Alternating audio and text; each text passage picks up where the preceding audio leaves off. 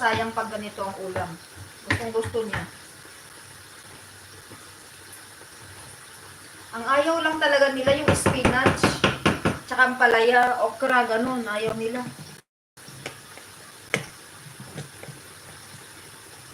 Pag naluto na to, papakita ko sa inyo kung paano i-refill. Lagay yun sa loob.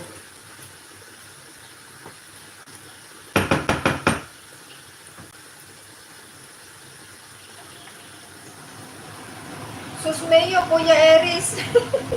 Nasa tabi lang, habi. Sige lang, inang. Sige lang, salamat. Sis Ads, guten Abend, sabi ni Sis Lo.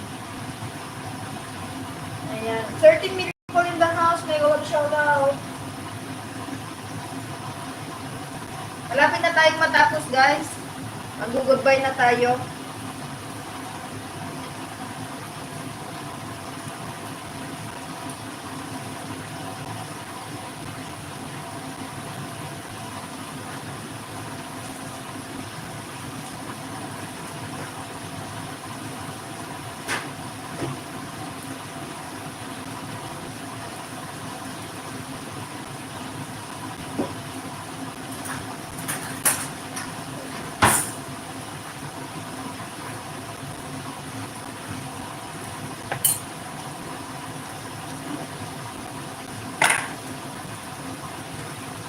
Sis Pom, hello Jose, from Lorico.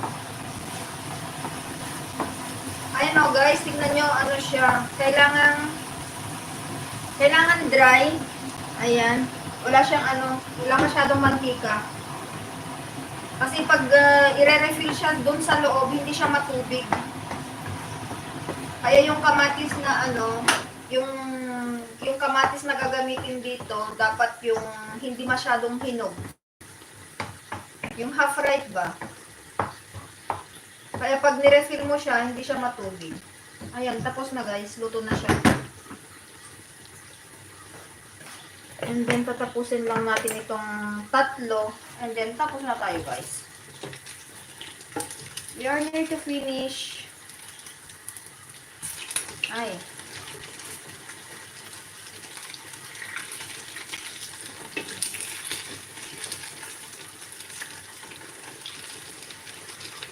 Si husband kasi mas gusto niya pag crunchy ba.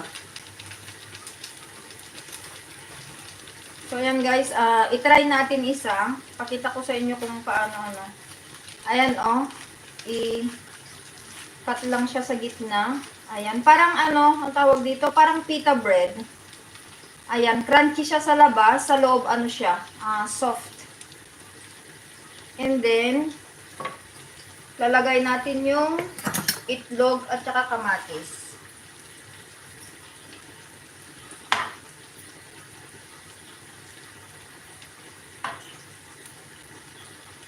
So, that's it. Ayan guys, ready to eat na. Sinong unang kakain dyan?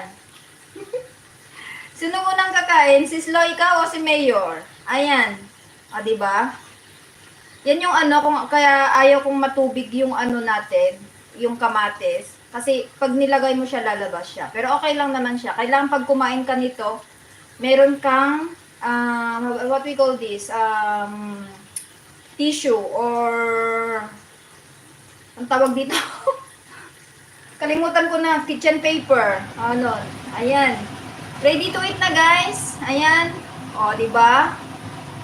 Ganyan lang siya. Para siyang parang pita bread, but out of, what we call this, corn. So, ayan, ready to eat na po.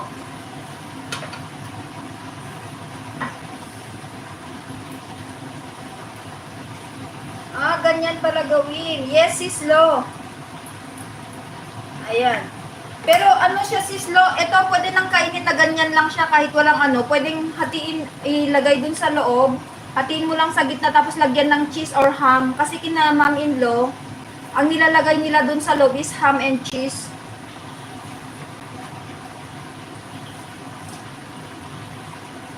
Ading Charles, mas masarap kasi siya ngayon kasi yung yung corn